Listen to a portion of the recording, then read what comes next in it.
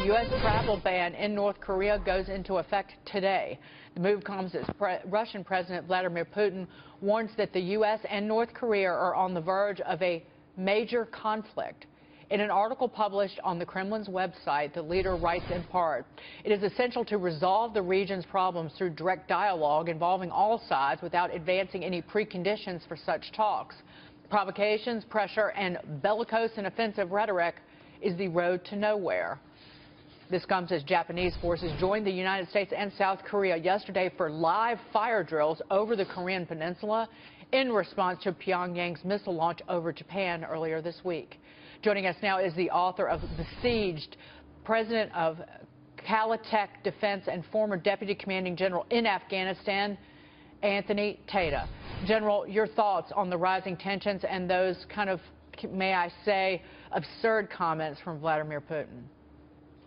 Well, Dagan, good morning. I think Putin's playing geopolitical games here. It's in his best interest, in Russia's best interest, for us to be off balance, and he's 51 to 49% siding with North Korea in his comments, saying that we need to back down. That's long been the Russian position, that the United States should not be in that part of Asia, and they want us to stop the military exercises. They want us to reduce our force levels on the Korean Peninsula so that they can have more influence, we will have less influence, and it's a long-standing battle between, former communist regime, Russia, Soviet Union, and continuing now two capitalist nations sort of going at it through use of information power.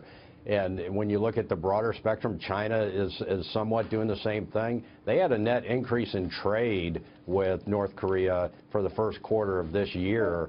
And so when you look at how China is playing this whole thing, both of those powerhouse nations are playing it right down the middle, 51 to 49%, because it's in their geopolitical interest for us to spend treasure, especially in that region, and for us to be off balance. So that's sort of my take on Putin's comment. General, Michael Block has a question for you. Yeah, good morning, General.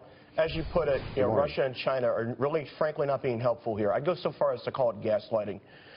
What can the U.S. State Department and other players do to turn that around, to show Xi, to show Putin, this could affect you if you don't get involved and help us? What steps can we take? What sort of gamesmanship should the U.S. Be engaging in here to turn that around? Well, that's a great question, and I think there's already back-channel negotiations happening. And so a lot of this is the forward face of a nation that will, Putin saying X or Xi saying Y, and then behind the scenes there's negotiations happening to try to calm the situation down. And I think we are employing the exact right strategy, which is to demonstrate our capability with allies. Those F-15s from Japan flew alongside the F-35s from the United States and the B-1 bombers. And so demonstration of our military capability and what is their part of the world, it is in their best interest that there not be a conflict here, because both countries, Russia and China, have trade policies. They are trying to get off the ground economically. Oil has really crushed Russia, and so the price of oil. And so when you look at it, President Trump he's a deal maker. And so I think talking to them in economic language, particularly back channel, saying that if you help us here, we can do certain things economically and from a trade position, in the use of elements of power of information, economic, diplomatic, and military, all of those coming together will help us, I think, diffuse this situation, because we do need a political solution at the end of the day. This is Kim Jong-un using the military as a means toward a political end, and he's playing brinksmanship with us, and in the past he's been able to do that. I don't think with President Trump that he'll be able to get away with that. General, this is Rachel Campos Duffy. I'm no geopolitical expert, so maybe you can help me understand. If I'm China or Russia and I don't want America in that area of the world, in that sphere, why would I not want to work with North Korea? Because the only reason we're having a huge influence there is or military exercises there is because they won't help us deal with North Korea. Right. Well, I think this I'm is confused. part of the. Well, you know, simply put, the China and Russia, and particularly China, is the major factor here. They want us. They've got a longstanding position of wanting us to eliminate the military exercises, as I mentioned, on the Korean Peninsula and reduce our force levels. And they see this brinksmanship.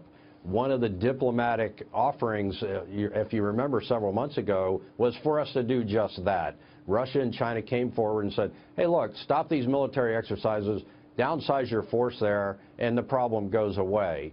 And that is China and Russia's strategic aim here, and they're fighting us through North Korea, and they're taking this thing all the way up to the brink. It's brinksmanship at its worst, if you will. So China is using Russia or North Korea to keep us off balance, and that is as simple as I can make it. That it's a proxy war that China is fighting. General, I want to get to this. That new numbers this week reveal that there are actually 11,000 troops in Afghanistan. This comes as the Pentagon announces that Defense Secretary James Mattis signed orders to increase the number of troops to carry out President Trump's new strategy.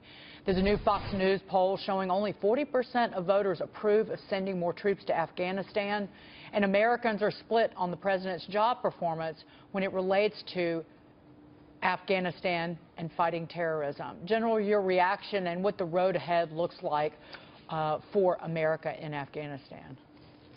Well, Dagan, what I think is that the number becomes irrelevant within the Trump administration. They've said we're not going to publicly disclose how many troops we're sending on deployment X or Y and what their missions are, and I appreciate that as a former commander in the 82nd Airborne, 10th Mountain, 101st Airborne. It always bothered me for the enemy to know how many troops I had and what my capabilities were. So I think that's a good policy. Now, reporting to Congress and getting budgets tightened up as we head into the end of the federal fiscal year, these numbers are going to come out because Congress wants to know, and that's how this number is getting out there. So General Nicholson, who's in charge in Afghanistan, has asked for these troops to help train Afghan military, Afghan police, and build the governance capacity, and then also conduct combat operations against very specific targets.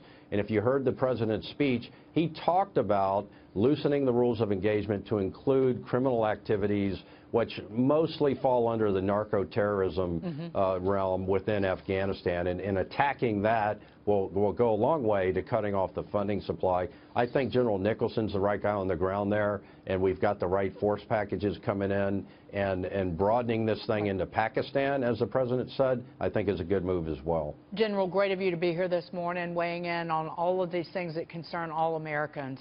General Anthony Tata, take care. We'll see you soon. Thank you.